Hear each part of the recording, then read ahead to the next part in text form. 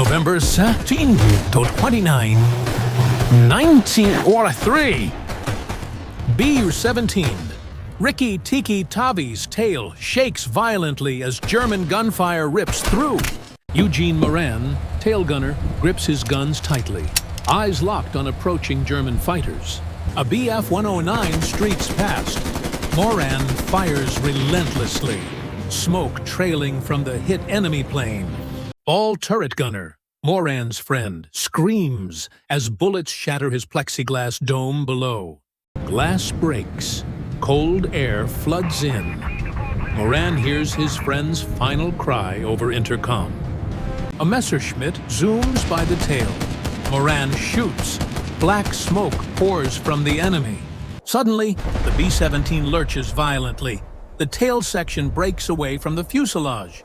Moran, badly wounded, arms broken, clings to his gun, blood streaming down his face. Metal screeches as the tail spins wildly through the sky, detached and uncontrollable. Moran watches the fuselage fall away, despair gripping him as hope fades fast. The B-17's tail section plummets toward a dense forest, spinning uncontrollably in descent. Trees crash against the tail. Moran is pinned, unable to move, racked with pain. A loud crash. The tail lodges in trees. Moran groans, struggling to stay conscious. Blood clouds Moran's vision, but he crawls toward a faint light, driven by survival. With broken arms, Moran drags himself through wreckage, every move a searing agony. Moran collapses on the forest floor, staring at the tail hanging above him. He touches his head, feeling a gaping skull crack, his brain exposed underneath. Voices approach.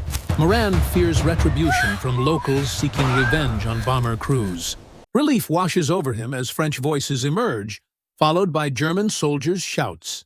Moran is dragged through the forest, each step sending waves of excruciating pain. November 29th, 1943. Europe's skies burn with smoke and fire from intense combat. Over 300 B-17s fly toward Bremen, Germany's heavily defended industrial heartland. In Ricky Tiki Tavi, or Totes Peak, Chada Tin Tori Phil, Eugene Moran readies his guns for battle. The crew is tense, knowing Bremen's defenses bristle with deadly anti-aircraft guns. 10 minutes from target, all eyes scan the skies for enemy fighters. Bandits, 12 o'clock high, crackles urgently over the intercom, signaling attack. German fighters appear. The crew braces for the first wave of assault. Moran checks his guns, heart pounding, preparing for the imminent dogfight. Pilot Linwood Langley, 21, focuses intently, steering the B-17 through danger. The cockpit is heavy with tension as the crew awaits the onslaught. A staffel of Bf-110s charges head-on, targeting the B-17 formation's core. They fire Werfer granite rockets, a new, terrifying weapon streaking toward them. A rocket narrowly misses the cockpit. Langley flinches, startled by the close call. Moran reports. One B-17 falls, trailing black smoke as it spirals down. Bf-110s close in, their machine guns blazing into the flying fortress formation. Moran fires back fiercely, tracer rounds cutting through the chaotic sky. Navigator Jesse Orison aims the cheek gun, targeting the passing German fighters. Bf-110s zoom by. Moran keeps firing as they split and retreat. In the distance, small dots signal another wave of German fighters approaching.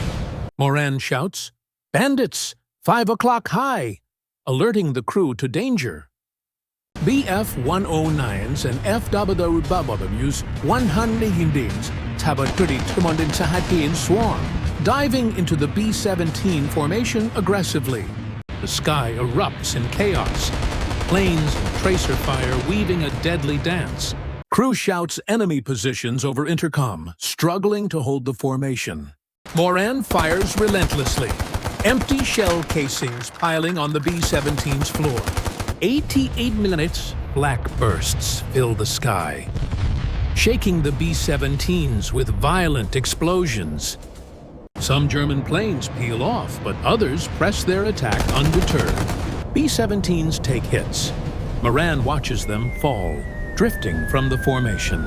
Flak explosions create black clouds, obscuring the sky with deadly bursts. The crew keeps firing, desperately protecting their plane from relentless attackers. Another B-17 plummets, leaving a long trail of smoke behind. Langley orders the bombardier to prepare for the bombing run on Bremen. Donald Curtis readies the bombs, opening the bomb bay doors carefully. The crew waits anxiously for the lead plane's signal to drop bombs. "Drop the bombs!" Langley shouts, urgency sharp in his strained voice. Bombs fall. The B-17 lightens, climbing slightly as ordnance releases. Bomb bay doors grind shut, metal clanking loudly in the process. Black bursts thin out. The crew breathes relief as danger subsides. Langley calls for a damage report from all crew positions. Navigator reports minor damage, holes in wings, and fuselage only. The crew cheers, believing they'll make it home safely now. Suddenly, German fighters return, swarming from above with renewed fury. Bf-109s and FW-190s dive, attacking the formation from multiple angles. Crew rushes to guns, preparing for another desperate round of combat. Guns roar. Tracer rounds fly as the formation fights off attackers. Moran aims at an FW-190, unsure if his shots hit the target. Another B-17 goes down, flames erupting from its shattered engines. Moran keeps firing, tracking German planes zipping past at speed. The formation is battered from all sides. Chaos overwhelming the crew. Intercom buzzes with frantic calls, pinpointing enemy fighter positions. A Bf-109 flies close. Moran shoots, but it evades swiftly. Rikki-tikki-tavi lags, drifting back from the main formation. Moran notices the growing gap, anxiety rising as isolation sets in. He checks the engines over his shoulder. No smoke is visible. Crew calls over intercom, "Langley, what's happening?" But no reply comes. Moran shouts into the mic, urging the pilot to rejoin formation. No response. The B-17 falls further behind, dangerously exposed. German fighters spot the vulnerability, targeting Rikki-tikki-tavi relentlessly. Gunfire rakes the plane. Bullets tear through the fuselage walls. Cries of pain echo over intercom as crew members are hit. The B-17 flies on, but no one seems to be in control. The plane holds straight, but silence from the cockpit is ominous. Ball turret gunner screams, warning of a German fighter closing in. Plexiglass shatters. Moran hears his friend's final desperate cry. A Messerschmitt nears the tail. Moran shoots, smoke billowing from it. German gunfire continues, shredding Moran's tail gun position completely. Moran tries fixing his gun, but bullets strike his chest and arms.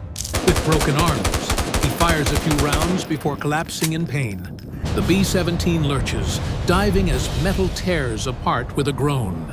Moran feels the floor shift, like it's pulling him backward. The tail breaks off, leaving the fuselage to plummet below. The tail crashes into a forest, lodging in dense tree branches. Moran is pinned, immobile, blood streaming over his face, blinding him. He crawls toward light, ignoring the agony of his shattered body. With sheer will, Moran pulls himself free from the wrecked tail. He collapses, staring at the tail section dangling above him. Moran touches his skull, feeling the crack exposing his brain beneath. Voices near. Moran fears locals seeking vengeance on downed airmen. French voices bring relief, soon joined by German soldiers' commands. Dragged through the forest, Moran endures pain with every movement. At a POW camp, a Serbian doctor operates, plating Moran's skull. Nightmares of falling haunt Moran in the POW hospital. Relentless. After the war, Moran recovers and is repatriated with Orison. His story is immortalized in Tailspin, published in 2222. Moran's survival stands as a testament to human resilience. His tale inspires, proving courage endures even in darkest moments.